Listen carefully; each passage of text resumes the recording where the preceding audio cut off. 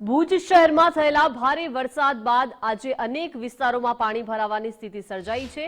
શહેરના જાફર શાહ પીરની દરગાહ, ડોક્ટર માલી road, અમનનગર, તૈબાહ township તથા સંજોગનગર, ગરબી ચોક વિસ્તારમાં વરસાદી પાણી સાથે ગટરના પાણી મિશ્રિત થઈને ઉભરાઈ રહ્યા હોવાનું દ્રશ્ય પણ જોવા મળી રહ્યું છે। લોકોને ઘરથી બહાર નીકળવામાં તેમજ વાહન વ્યવહાર દરમિયાન ભારે મુશ્કેલીઓ પડી રહી છે। નગરપાલિકાની ટીમો દ્વારા પાણી નિકાલની કામગીરી કરવામાં આવી રહી છે, છતાં ધીમી ગતિને કારણે નાગરિકોમાં નારાજગી ફેલાઈ છે।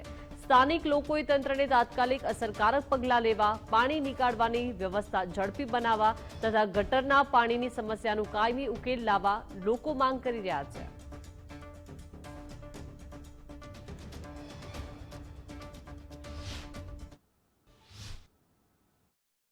વરસાદ પડ્યો એને 2 દિવસ થઈ ગયા, એનો વિરામ પણ મળી ગયું છે, પણ જે વરસાદી પાણી અને આવરિત વરસાદ હોતા આ પાણી જે ભરાણા છે, તમે જોઈ શકો છો કે માણસો પોતાના ઘરમાં રહી શકતા નથી, રસોઈ પણ નથી કરી શકતા અને પાણીમાં આવડા મોટા મોટા જ્યારે સાપ ફરતા હોય અને નગરપાલિકા કને પૂરતા સાધન સામગ્રી પણ નથી, જેથી કરી પાણીનો નિકાલ થઈ શકે કે પાણી નીકળી શકે।